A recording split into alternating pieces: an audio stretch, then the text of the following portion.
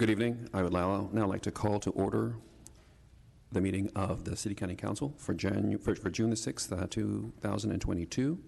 And we will begin our meeting with the prayer and pledge of allegiance led by Reverend Potter.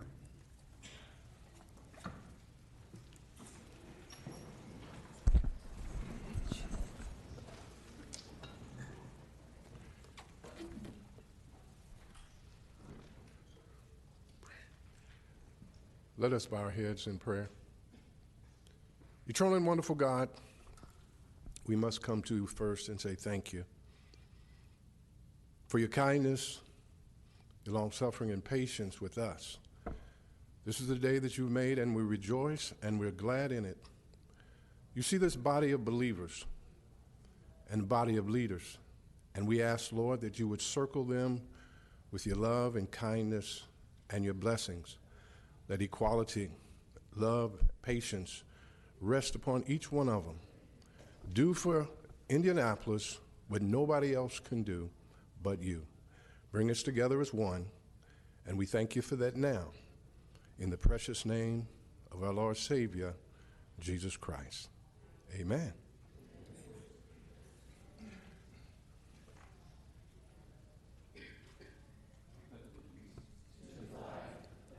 States of America, to the republic for which it stands, one nation, under God, indivisible, with liberty and justice for all. The Emancipation Proclamation said something very simple, that 1863, the slave was free. They didn't get the email, and they were not free until 1865. As leaders, we got to make sure equality always works for everybody. No matter the color, no matter the standards, no matter of anything, we get equality for all. God bless you in Jesus' name.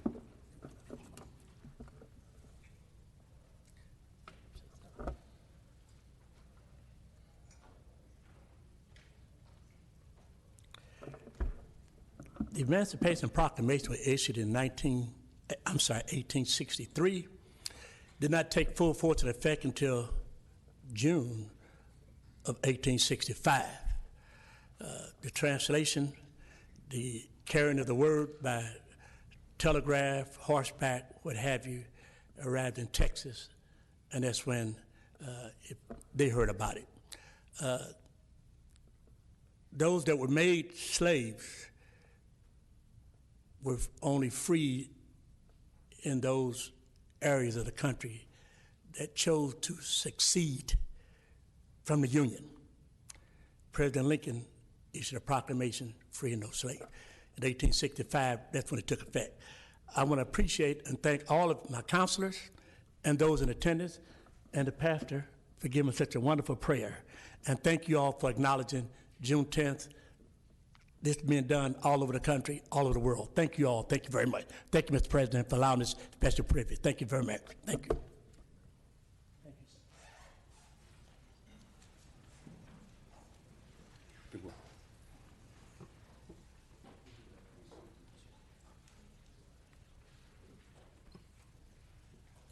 Councilors, please select your green button to indicate your attendance.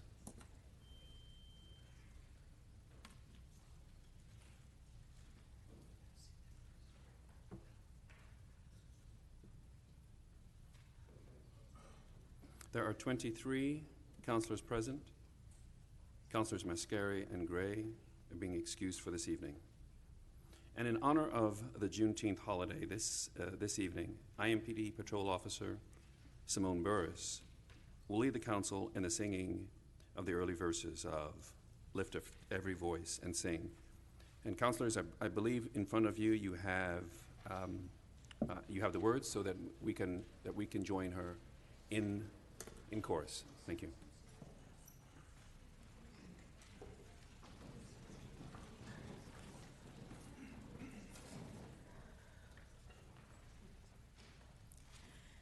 Lift every voice and sing till earth and heaven ring with the harmonies of liberty. Let our rejoicing rise high as the listening skies. Let it resound loud as the rolling seas. Sing a song full of the faith that the dark past has taught us. Sing a song full of the hope that the present has brought us. Facing the rising sun of our new day begun, let us march on till victory is won. Thank you.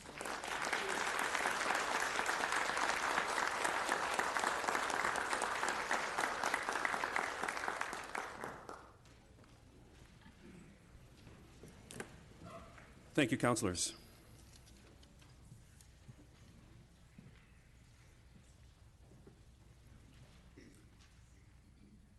So this next item on our agenda is official communications. Madam Clerk. Thank you, Mr. President. Ladies and gentlemen, you are hereby notified that regular meetings of the City County Council and Police, Fire, and Solid Waste Collection Special Service District Councils will be held in the City County Building in the Council Chambers on Monday, June 6, 2022 at 7 o'clock p.m. The purposes of such meetings being to conduct any and all business that may properly come before regular meetings of the councils. Sincerely, Bob Osley, President, City County Council.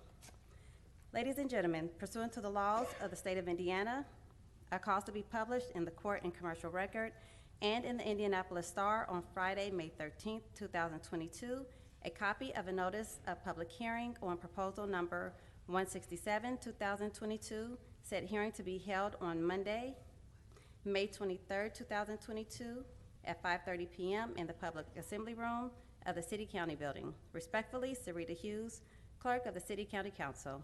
Ladies and gentlemen, pursuant to the laws of the state of Indiana, a cause to be published in the Court and Commercial Record and in the Indianapolis Star on Friday, May 20th, 2022, a copy of a notice of public hearing on proposal number 180, 2022, said hearing to be held on Monday, June 6, 2022 at 7 o'clock p.m. in the Public Assembly Room of the City County Building. Respectfully, Sarita Hughes, Clerk of the City County Council. Ladies and gentlemen, I have approved with my signature and delivered this day to the Clerk of the City County Council, Sarita Hughes, the following ordinances. Fiscal Ordinance number 6, General Ordinance number 17 through 24, Special Ordinance number 5, General Resolution number 17, Special Resolution numbers 13 through 19. Joseph H. Hogsett, Mayor. Mr. President, this concludes the official communications. Thank you, Madam Clerk. The next item on our agenda is the adoption of the agenda. Do I have consent? The next item on our agenda is approval of the journals for May the 2nd, 2022. Do I have consent? Let's now proceed to a presentation of petitions, memorials, and special resolutions. And this first item on our agenda is proposal number 216, which recognizes the 53rd anniversary of the Stonewall riots and the June celebration of Pride Month.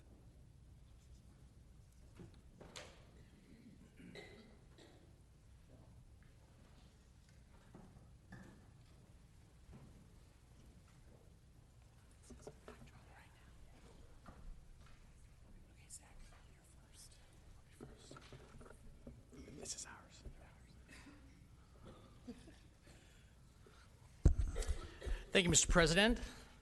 Happy Pride Month, everybody. This is City County Special Resolution number 20, a special resolution recognizing the 53rd anniversary of the Stonewall riots and the June celebration of Pride Month. Whereas Pride Month celebrates and honors the LGBTQ plus community who call Indiana home and have made a significant contributions to our city and state in every aspect, including the fields of education, law, health, business, science, research, economic development, architecture, fashion, sports, government, music, film, politics, technology, literature, and civil rights. And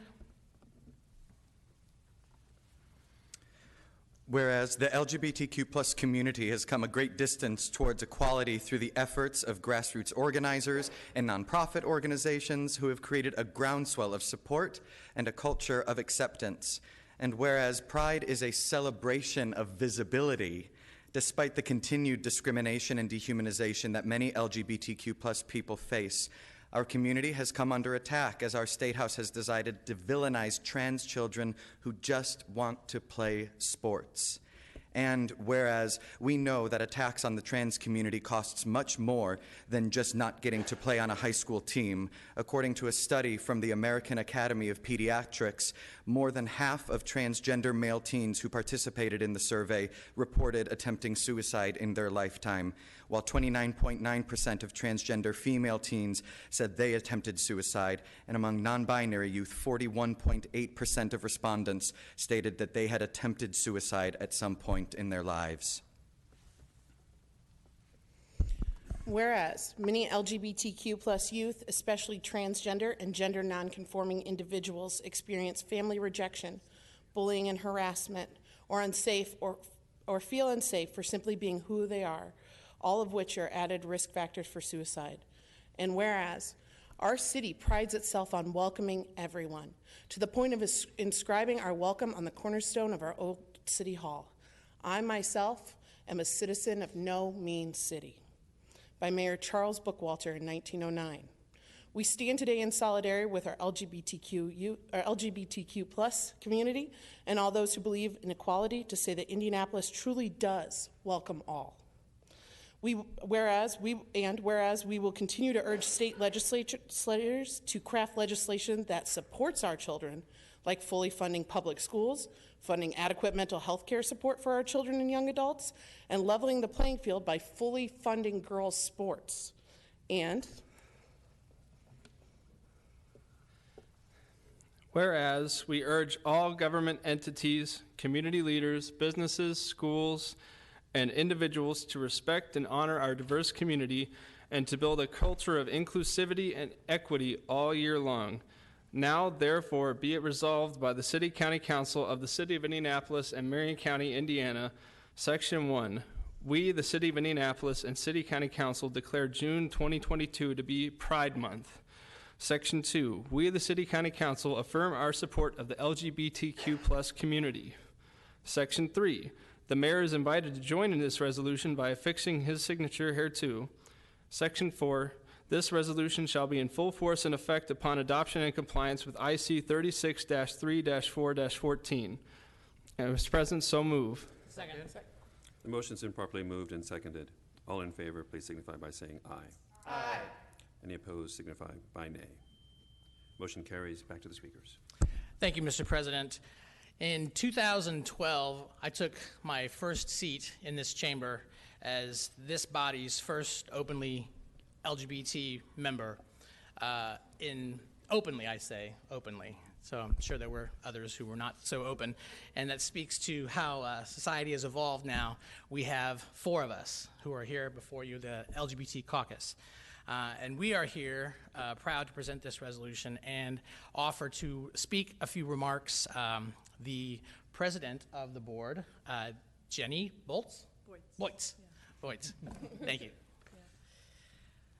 Good evening. Great to meet you. As Councilman Adamson mentioned, my name is Jenny Boytz. I'm here representing the most diverse, racially diverse board and the most gender diverse board that Indy Pride has seen. So I'm glad to be here today. This is reminding me of the fact that 2 truths can be true, can happen at once. And the first truth is that tonight we can celebrate this. And I thank you on behalf of the board, on behalf of the communities we serve. Thank you. This is a major milestone. The second truth is that was mentioned before is we are less than 2 2 weeks from a coordinated onslaught against our trans brothers and sisters in this state.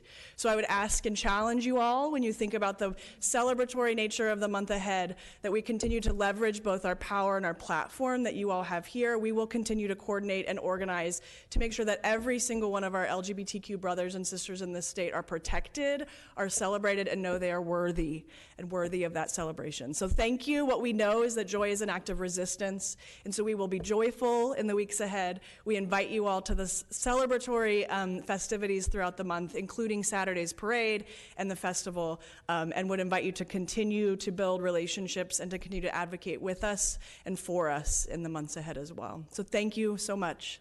Thanks. Thank you. Yes, thank you.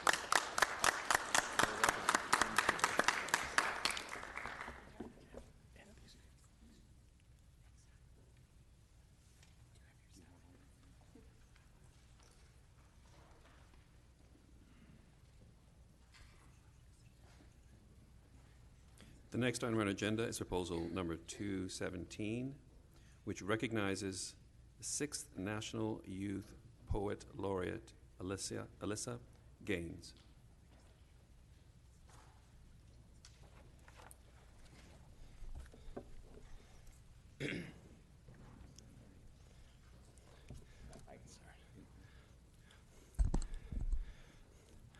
Thank you, Mr. President. We have a special resolution recognizing Alyssa Gaines as the 6th National Youth Poet Laureate of the United States. Whereas Alyssa Gaines was named the 2022 National Youth Poet Laureate by Urban Word, the founding organization which celebrates our nation's top youth poets that are committed to artistic excellence, civic engagement, and social justice.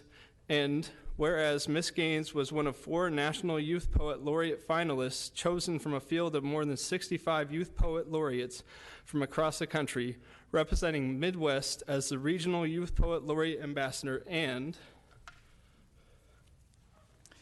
whereas Ms. Gaines was named the inaugural Youth Poet Laureate for the City of Indianapolis in 2019 by Voices Corp., a local organization that works in partnership with the national program to identify local youth poets who represent the best of the city's literary excellence and civic leadership to create opportunities and resources to use their voices to inspire change. And whereas Ms. Gaines grew up on the east side of Indianapolis in Lawrence Township, and she uses her experiences and relationships grounded around her community to shape her poetry and art. And whereas, through her work, Ms. Gaines strives to balance themes of hardship and triumph in her communities through the musicality of language and attention to natural and religious images. And whereas, during the commencement program at the Kennedy Center, Ms. Gaines performed her poem Lágrimas Negras, a piece that blends song and spoken word about community transitions and finding joy in times of grief and mourning.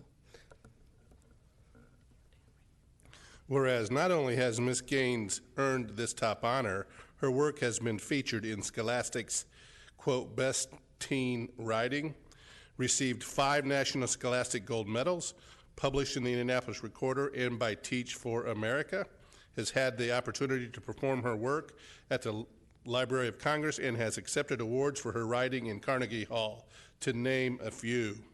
And whereas Ms. Gaines is looking forward to using her experience to continue to work to increase fine arts access and accessibility through leading and organizing writing workshops with local organizations to bring in more diverse students and perspectives to the world of fine art. And whereas Ms. Gaines is a recent graduate of Park Tudor School, and the City County Council looks forward to her continued successes at the University of Wisconsin-Madison and beyond. Now, therefore, be it resolved by the City County Council of the City of Indianapolis and of Marion County, Indiana. Section 1, the City County Council values the fine arts and encourages their improved accessibility to diverse communities. Section 2, the City County Council commends Alyssa Gaines on her many achievements to date and thanks her for bringing her voice and reputation reputation of the Indianapolis community to the National Youth Poet Laureate stage. Section 3, the mayor is invited to join in this resolution by affixing his signature hereto, which he has. And Section 4, this resolution shall be in full force and effect upon adoption and compliance with IC 36-3-4-14. And Mr. President, I so move. Second. Motion's been properly moved and seconded. All in favor, please signify by saying aye. Aye. Any opposed, signify by nay. Motion carries. Back to the speakers. Thank you, Mr. President. With your permission, I'd like to invite Alyssa Gaines to the podium, please. Please do.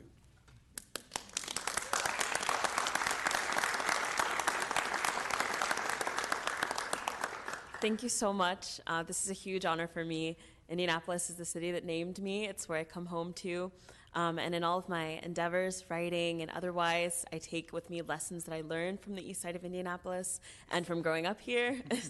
And so I'm super excited in this coming year and the years to follow to use my writing and my civic engagement to not only support my national community, but to take those lessons that I learned here in Indianapolis to another level. And I'm excited to come home and also bring, this change in civic engagement to my own city. And to be honored this way is super exciting. Thank you. Thank you.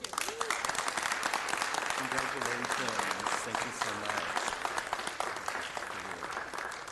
Congratulations. Thank you all. Congratulations. Congratulations. Great job. Keep up the good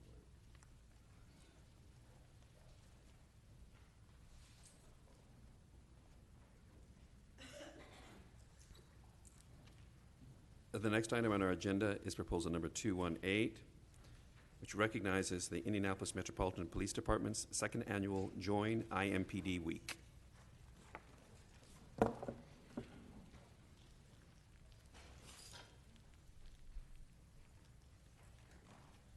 do? Okay. That under here.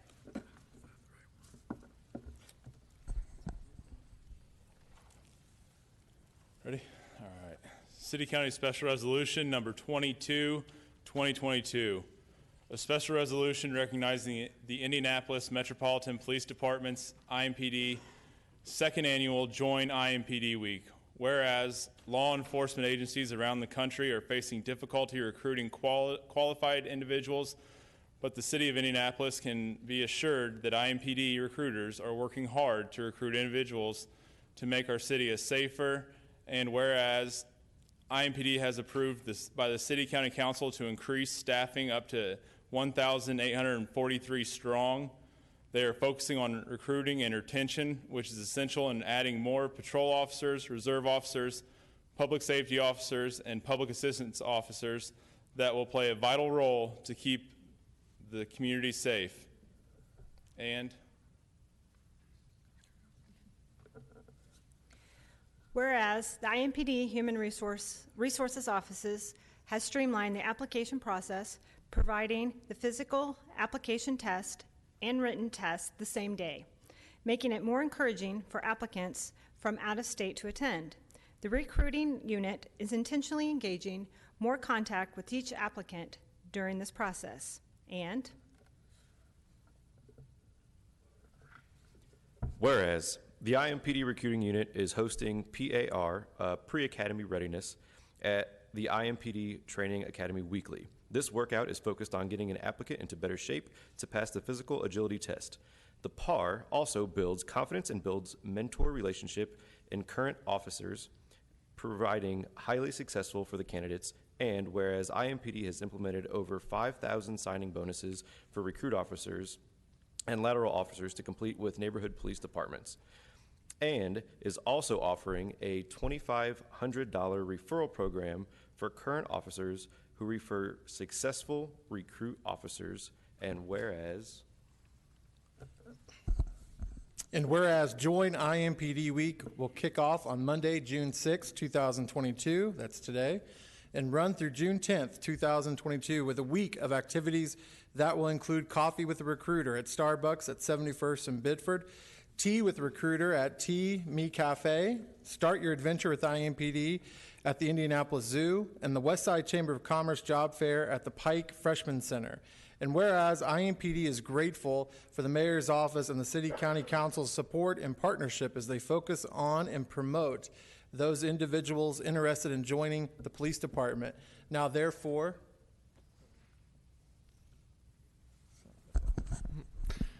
be it resolved by the City County Council of the City of Indianapolis and of Marion County, Indiana, Section 1, the Indianapolis City County Council proudly joins the Mayor's Office in their recognition of IMPD and their efforts to keep the City of Indianapolis and its constituents safe.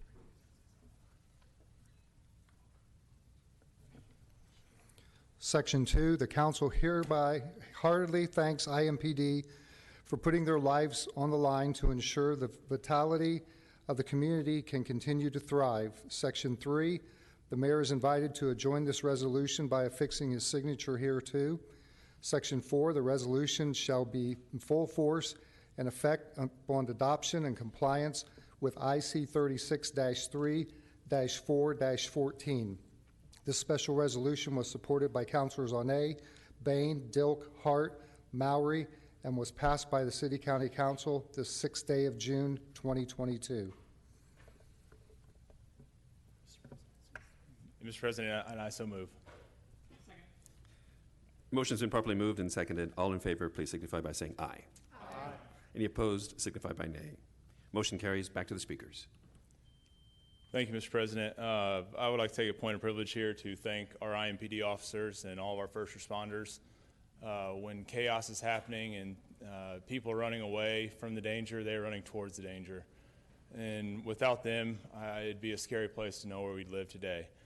With that, I would like to welcome up Representative Chief Taylor, or one of his representatives from IMPD, to say a few words. Thank you. Good evening, everyone. I want to thank you, President Osley, and other members of the City County Council for this opportunity to speak before you and to thank you for this special resolution.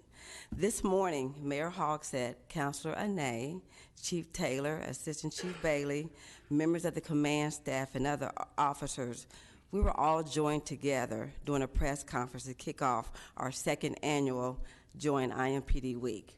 The opportunity to come before you to receive this special resolution only adds to the significance of this day. We are incredibly grateful and honored to have your support. You gave your approval to increase our staffing levels, as we heard, by 1843. And every day, recruiters are out there working, trying to meet those goals. But we need your help. We need everyone's help. It is critical that we take an all-city approach when it comes to recruitment. As we maneuver throughout the week, we have partnered with community stakeholders to help spread the word about our hiring process. The entire week is jam-packed with events designed to attract, focus on, and promote those individuals who are interested in joining our workforce. I want to thank our recruiters, Charles Parker, Molly McAfee, for organizing the week's activities. Tomorrow, from 6:30 to 8 p.m., we will be at our IMPD Training Academy for our pre-academy readiness program, and we heard a little bit about that a few minutes ago. And at this time, I would like to invite, first of all, I want to invite all of you all. Please join us tomorrow evening for our PAR sessions. It's not just about the workout, but it's about the support, the encouragement, and the confidence that those applicants get by participating in PAR. So again, I want to thank you all for this opportunity, and at this time, I would like to invite Officer Charles Parker to the podium to go into a little bit more detail about what PAR means, not just to us, but also to the community. First thing I want to say, I'm a man of few words, so it'll be brief and simple. PAR is pretty much a program where we work out with a lot of the applicants. What we do is we get them together and get them ready for the academy. So we work on the basic things for the fitness test. It's also a way for us to mentor. So as you know, or you might not know, there's only 2 recruiters for our department. With several hundred applicants, it's kind of hard to stay engaged with everybody and keep them interested in becoming a police officer. So PAR is a good way for us to get everybody together and build those relationships. I would like to also thank everybody for the support. Coming out to PAR would be amazing. Way to show our department even more support, and that's it. Hold on real quick. Mr. President, Chairman Robinson and Chairman Ray both want to sign up with him and meet him out there tomorrow night. We have workouts designed for everyone. So I have individuals that have told me, hey, I can't pass the test, and I work with them, and I'm going to get them in the academy. So.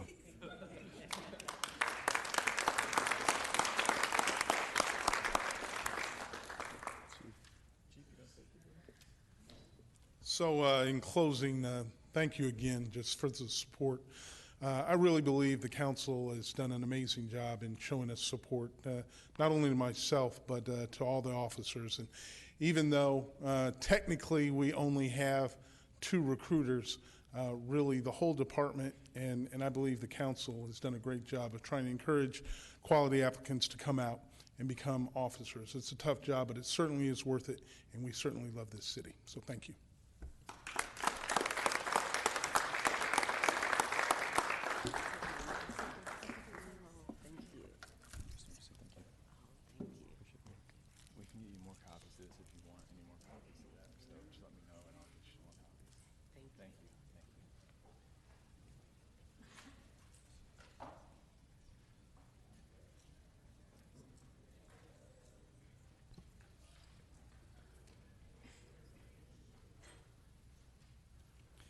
The next item on our agenda is proposal number 165, referred to Metropolitan and Economic Development Committee.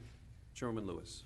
Thank you, Mr. President. With consent, I would like to take proposals number 165 and 169 together. Thank you. Proposal number 165 nominates Joe Perrin to the Speedway Economic Development Commission. Proposal number 169 nominates Mark Young for the appointment to the Economic Development Commission. Both proposals passed out of committee by a vote of 9-0. Mr. President, I so move. Second. The motion has been properly moved and seconded. Are there comments from councilors? All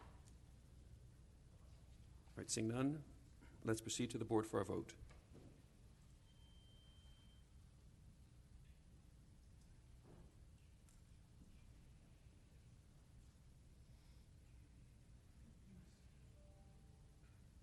Motion carries 23-0.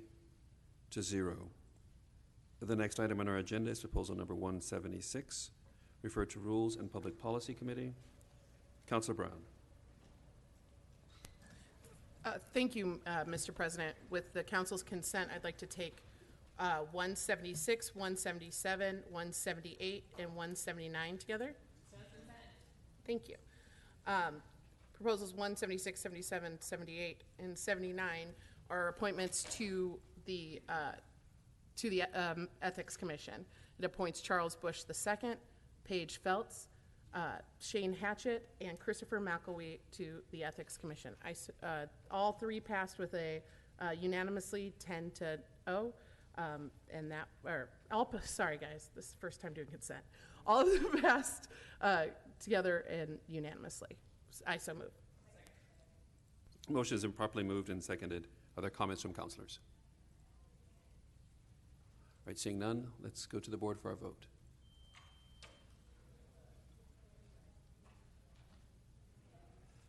Motion carries 23-0.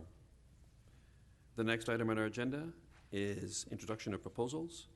Madam Clerk. Thank you, Mr. President. Proposal number 205, introduced by Councilor Osley, referred to the Administration and Finance Committee, appoints Holly Harrington to the Indianapolis-Marion County Building Authority Board of Trustees.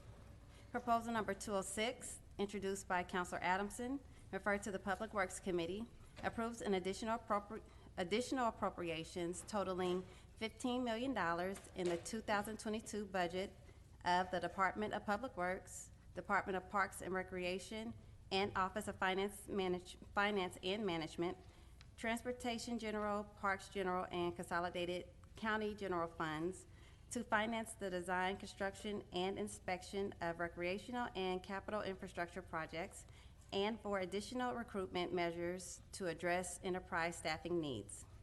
Proposal number 207, introduced by Councilor Jones, referred to the Metropolitan and Economic Development Committee, approves a payment in lieu of taxes pilot by Pedcore Investments LP, or LLP, is that correct? I'm sorry. As provided by IC 36-3-2-12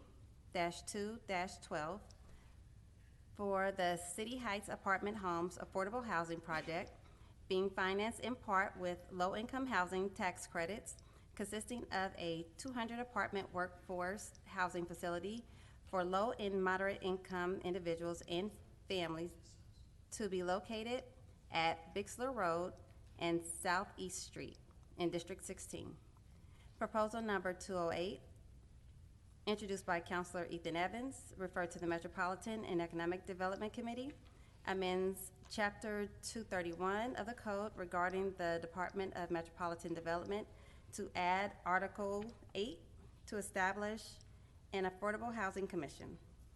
Proposal number 209, introduced by Council Robinson, referred to the Public Safety and Criminal Justice Committee, amends the quorum requirement for the membership of the Marion County Community Corrections Advisory Board. Proposal numbers 210 through 215, referred to the Public Works Committee. Proposal number 210, introduced by Councilor Adamson, approves additional appropriations totaling $5 million in the 2022 budget of the Department of Public Works, Transportation General, and Stormwater General funds to finance increased contractual costs for the design, construction, and inspection of transportation and stormwater capital infrastructure projects. Proposal number 211, introduced by Councilor Mowry, approves a speed limit reduction to 25 miles per hour in the Breckenridge, Emerald Ridge at the Point, Diamond Ridge at the Point, Franklin Park Estates, Birchwood Park, and Franklin Shire subdivisions in District 25. Proposal number 212, introduced by Councilor Oliver, approves a speed limit reduction to 25 miles per hour in the Devon Woods, Devon Hills, Devon Ridge, Devon Lake, and Devon Court subdivisions in District 9. Proposal number 213, introduced by Councilor Gray, approves a speed limit reduction to 25 miles per hour in the Georgetown Crossing, Highwoods, Bonham Place, Wides 30th in Kessler, Green Hills, Wood Creek, Robertson Village, Cheswick Place, Fairway Woods, Northern Estates, Wolfington on Kessler Boulevard, and Arbordale Highlands subdivisions in District 8. Proposal number 214, introduced by Councilor Ray, approves a speed limit reduction to 25 miles per hour in the Park Valley Estates, Building Trades, Glicks, Brookview, Trinity Manor, Autumn Ridge, Creekwood Hills, Springs of Hampton, Grassy Creek, Creekside Woods, Creekside Meadows, and Cedar Springs subdivisions in District 19. Proposal number 215, introduced by Councilors Bain and Ane, approves a speed limit reduction to 25 miles per hour in the Glenview Park, Valley Ridge Farms, and Hunters Run subdivisions in Districts 20 and 23.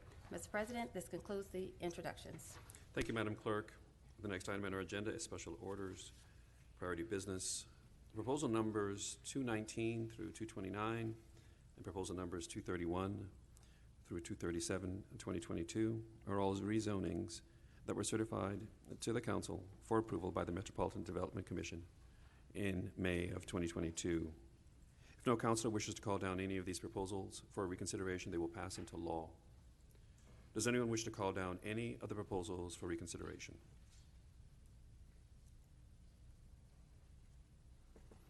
All right, seeing none, proposal numbers 219 through 229 and proposal numbers 231 through 237, 2022 will now pass into law. Proposal number 230, 2022, is a rezoning ordinance certified for denial by the Metropolitan Development Commission on May the 17th of 2022. If no councilor wishes to call down the proposal for reconsideration, the action of the MDC will stand as denied. Does anyone wish to call down the proposal for reconsideration?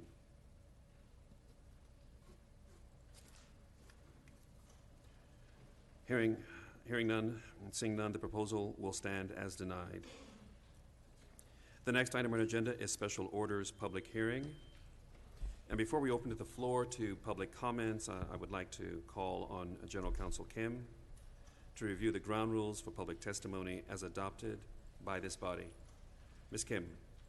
Thank you, Mr. President. Before we open the floor to public comments, we would like to remind council members and the public of a few ground rules so everyone can have a fair chance to speak and be heard. It is important that we each observe the following rules. First, each speaker will be limited to 2 minutes. Second, any public comments must reasonably relate to the agenda item under consideration. Third, speakers who stray from the item under consideration or become unduly repetitious may be asked to move on to their next point or conclude their comments. Excuse me. Finally, attendees who cause disruptions that prevent the council from proceeding through tonight's agenda in a reasonably efficient manner will be removed. Please remember that some types of threatening speech or incitement to violence are not protected by the First Amendment at all. We will deal with those issues if they come up, but we don't think they will. And now, Mr. President, if a council member asks for consent to adopt these rules, we can proceed to public comments at the appropriate time.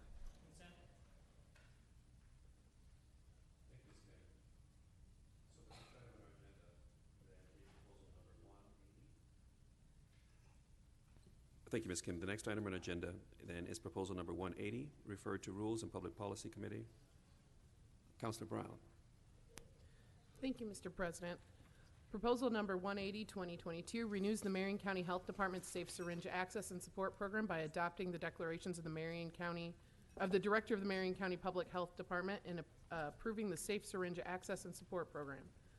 President Osley introduced Madison Weintraut, Assistant Administrator of the Infectious Disease and Safe Syringe Access and Support Program for a brief presentation. Ms. Weintraut gave a summary of the program's progress since its launch in 2019. She stated that they service nearly 2,000 participants, of which 202 of them have engaged with the recovery program. She stated that in 2022, they began their partnership with Bellflower Clinic to provide sexually transmitted disease testing and treatment. Since the program's launch, they have distributed nearly 26,000 naloxone kits directly to people who inject drugs, with participants reporting 1,148 overdoses being reversed. They've also seen hepatitis C cases drop dramatically. At the conclusion of her presentation, Chair Osley opened the floor for councilors to ask questions and for public testimony. Councilor Jackson moves, seconded by Councilor Lewis, to send proposal number 180, 2022 to the full council with a due pass recommendation. The motion passed unanimously. I so move. Thank you. The motion has been properly moved and seconded. Are there comments from councilors?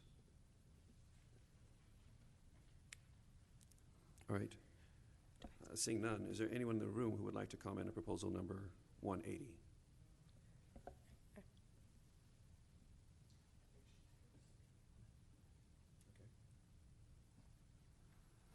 Seeing none, Ms. Weintraub, were there comments that you'd like to make this evening? Sorry, I'm hard hearing. What was that? I said, first of all, welcome. Are there any comments that you would like to make this evening? Oh, well, your summary took the words right out of my mouth, but I'm really thankful for the opportunity to be here and answer any questions that you guys have, and thank you for considering this for a 2-year extension. Thank you very much. If there are no further comments from members of the council, then let us proceed to the board for our vote.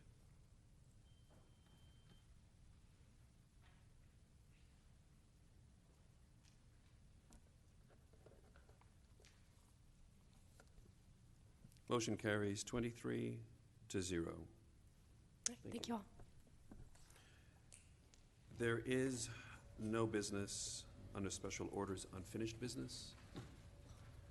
So we'll now proceed to special orders final adoption. And this next item on our agenda is proposal number 95, referred to Metropolitan and Economic Development Committee. Chairwoman Lewis. Thank you, Mr. President. Proposal number 95 approves a statement of benefits of Gershman Partners, an applicant for tax abatement for property located in an ERA. This proposal introduces the Madeira project, a premier boutique office space in Broad Ripple. The project will begin construction in August 2022 with a total anticipated real estate improvement investment of $16.9 million. Mr. Gershman added that as part of their plan, 5% of the estimated savings amounting over $67.6 million will be donated to the Broad Ripple Village Association. These funds are expected to be used toward pedestrian infrastructure improvements, including the Broad Ripple Avenue Improvement Project. This project is located in Councilor Potts' district. The proposal passed out of committee by a vote of 9-0. Mr. President, I so move.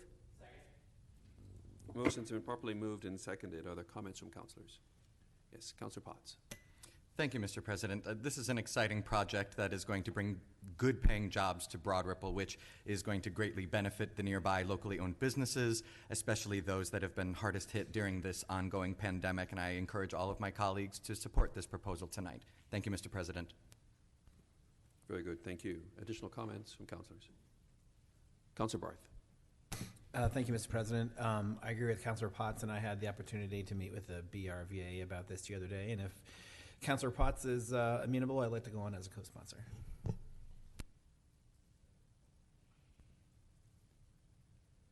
Additional comments from councilors? All right, seeing none, let's proceed to the board for our vote.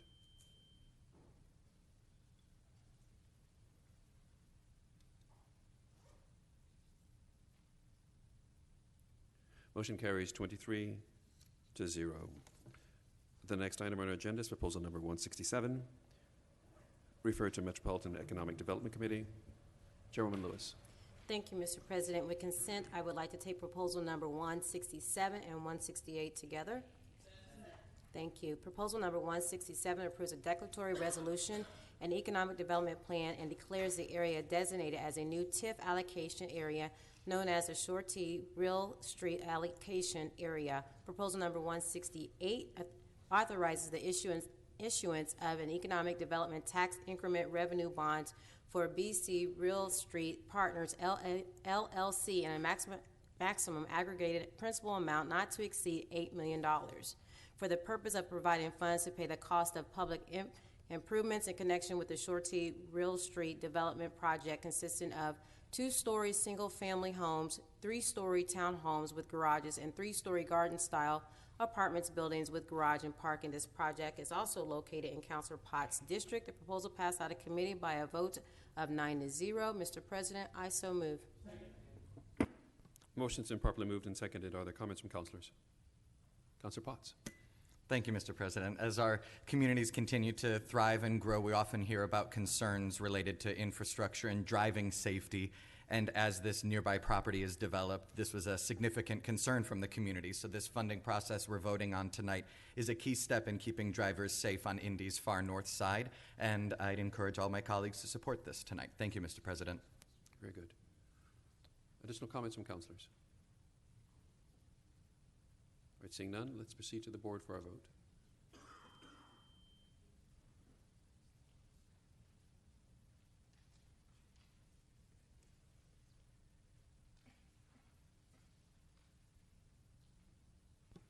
Motion carries 23-0. The next item on our agenda is proposal number 175, referred to Rules and Public Policy Committee. Councilor Brown.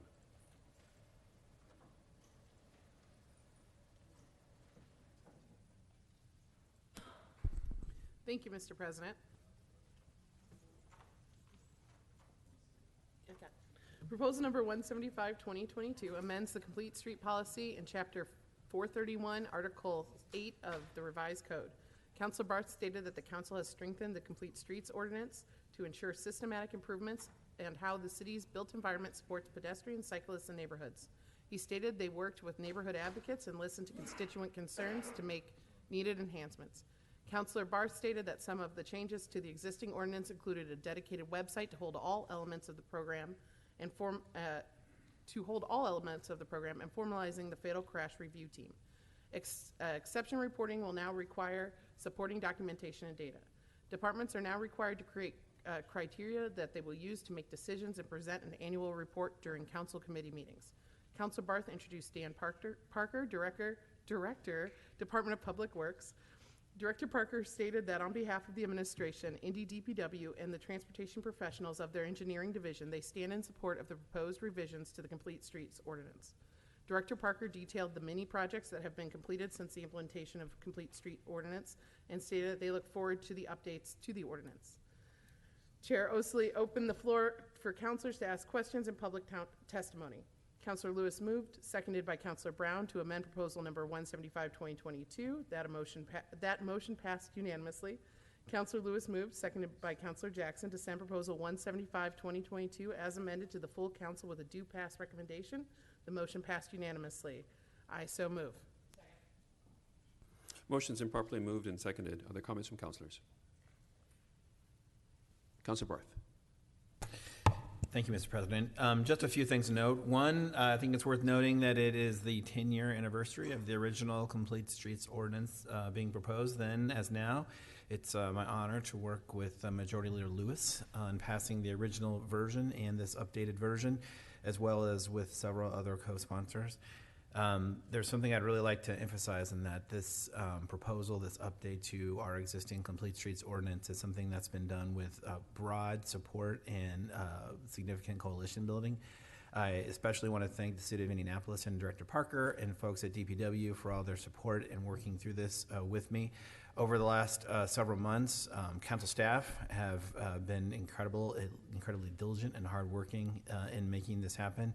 I also want to thank the advocacy community who have put in so many hours thinking about this, giving me and Councilor Lewis ideas on how to strengthen this proposal, and getting out and communicating with their constituencies about the importance of having this proposal be passed. I have a letter that has been shared with councilors with 40 organizations who support this.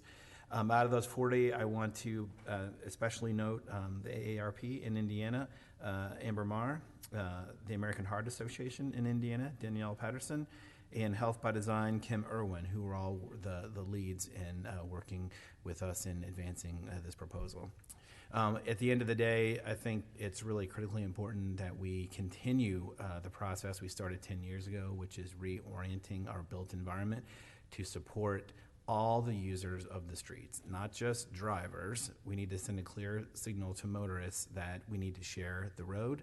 The road needs to be safe, and our cyclists, our pedestrians, and everyone else using our corridors should be safe, and our neighborhoods should be secure.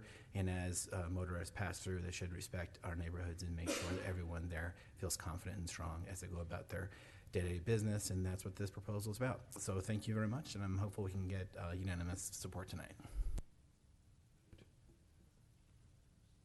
Vice President Adamson. Thank you, Mr. President. I just want to say thanks to Councilors Barth and Leader Lewis for collaborating this enormous undertaking, collaborating with numerous stakeholders throughout the city, a very diverse array of individuals throughout the city. I was proud to co-sponsor the original 10 years ago, and I'm proud to co-sponsor this one as well, and this very needed update, and I hope my colleagues will join us all in supporting this. Thanks. Good. Chairman Jackson. Thank you, Mr. President. I just want to say to Councilor Chairman Barth and Majority Leader Lewis, thank you for your work and undertaking on this, and to the other co-sponsors, as I'm a co-sponsor too. One thing that stands out for this proposal for me is saving lives. I think that's important. Keeping that at the forefront is changing and saving lives and moving forward with that in our city. And like Chairman Barth just said, making the roads safe for everybody that takes our streets, and whether it's bicyclists, pedestrians, and not those who are driving, but how do we do that, and looking out for the safety, and what does that look like infrastructure-wise. So for me, we've lost a lot of lives, especially in my district, and so improving the system that doesn't change the behaviors of drivers, And hopefully that some of this change will help create an awareness is what I'm looking for to a degree as well, but saving lives as well, improving safety. So thank you. Very good. Majority Leader Lewis. Thank you, Mr. President. I just want to publicly thank my colleague, Chairman Barth, for his leadership, his commitment to our city, and his willingness to always tackle the difficult issues. So thank you, Chairman Barth. Good. Additional comments from councilors? All right. Seeing none, let us proceed to the board for a vote.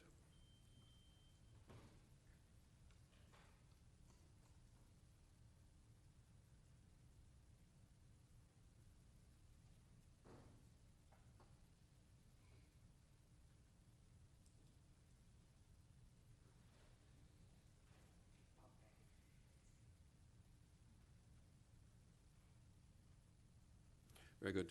Motion carries 23-0. The next item on our agenda is proposal number 181, referred to Rules and Public Policy Committee. Councilor Brown. Thank you, Mr. President. Proposal number 181, 2022, amends Chapter 192 of the Code regarding compensation of elected officials. Brandon Herget, City County Council Chief Financial Officer and Policy Director, Eva Flick, City County Council Fiscal and Policy Analyst, and Tom Guevara, IU Public Policy Institute Director, gave a presentation reviewing the current code and results of the 2019 Counselor Compensation Study. Mr. Herget stated that the elected officials' compensation is set by code and is not subject to the annual city-county budget process.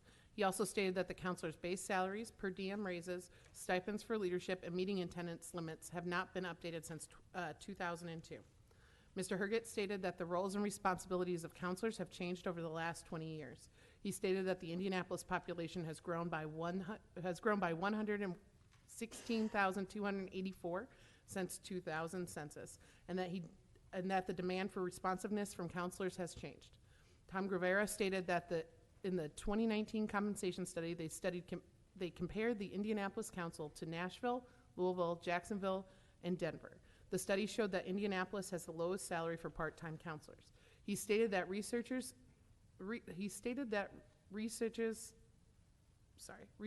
put together a randomized survey asking citizens their thoughts on Indianapolis counselors' pay. The majority of the opinions were that counselors were largely underpaid. Eva Flick stated that when calculating the proposed comparable competitive wage, they did not just take the average of the data from comparable sized cities, but they adjusted for variables between the cities, such as city size, council size, and the cost of living for each city. Brandon Herget stated that the analysis was based on the assumption of 100% participation and attendance. He stated this could increase the council's budget by $652,000, which is 0.05% of the council's $1.3 billion budget. He stated that these funds have no impact to public safety and infrastructure budgets. At the conclusion of the presentation, Chair Osley opened the floor to councilors to ask for questions and for public testimony. Councilor Lewis moved, seconded by Councilor Jackson, to send proposal number 181, 2022 to the full council with a due pass recommendation. The motion was carried by a vote of 7-4, with Councilors Anay, Dilk, Hart, and Mowry casting the negative votes. Mr. President, I so move. The motion has been properly moved and seconded. Are there comments from councilors? Mr. Minority Leader. Thank you, Mr. President. It's my understanding, and I just want to make sure I'm understanding this correctly, that there is currently a review for compensation of city county-wide, enterprise-wide employees underway. Is that correct? Yes. And that excludes elected officials? Correct. Okay. You know, while I think that it's no secret that the council is woefully underpaid, I would much prefer a more conservative approach to this proposal. For those reasons, I will be voting against this proposal this evening, as I did in committee. Very good. All right, thank you. Additional comments from councilors? All right, seeing none, let us then proceed to the board for a vote.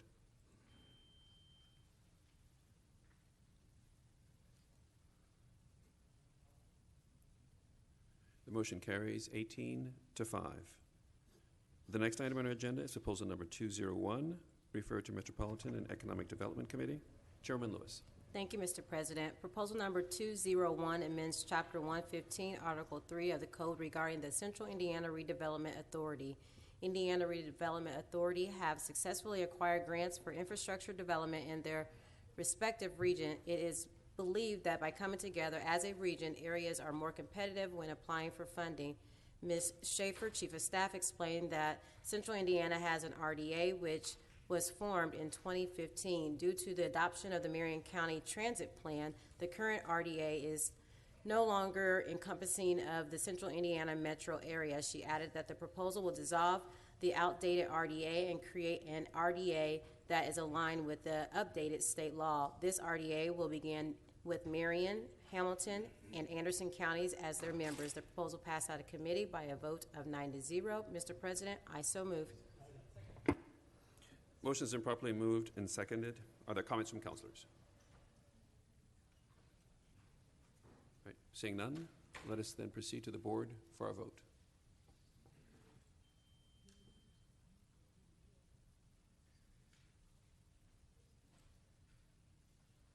Motion carries 23-0. The next item on the agenda is proposal number 172, referred to Public Works Committee. Chairman Adamson. Thank you, Mr. President. With consent, I'd like to take proposals 172 and 73 together. Thank you. Proposal number 172 authorizes speed limit reductions to 25 miles per hour in the River Run, Copeland Mills Estates, Old Mill Park, Parkview, Oak Terrace, Crossfield, High Acre Manor, and Roberts Creek subdivisions in District 20. Proposal number 173 authorizes a speed limit reduction to 25 miles per hour in the Copperfield, Pine Springs, Eagle Nest, Castleton Estates, Hunter Woods, Yorkshire, Castle Cove, Shadow Ridge, Shadeland Station, Scarborough Village, Fairwood Hills, and Castilla subdivisions in District 4. Councilor Boots moves, seconded by Councilor Carlino, to send proposals numbers 172 and 173, 2022 to the full council with a due pass recommendation. That motion carried by a vote of 10-0, and I so move. Motion has been properly moved and seconded. Are there comments from councilors? All right, seeing none, let us proceed to the board for a vote.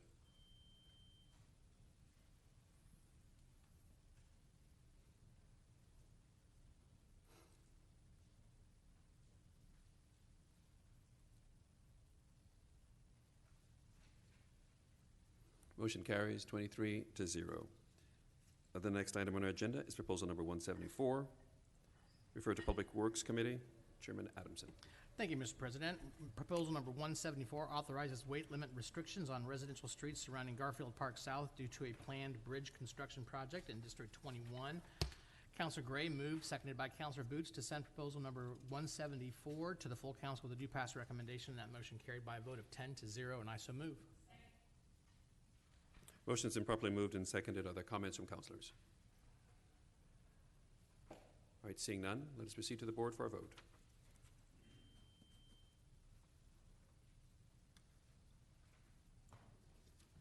Motion carries 23-0. There is no business under special service district councils, and there is no business under new business.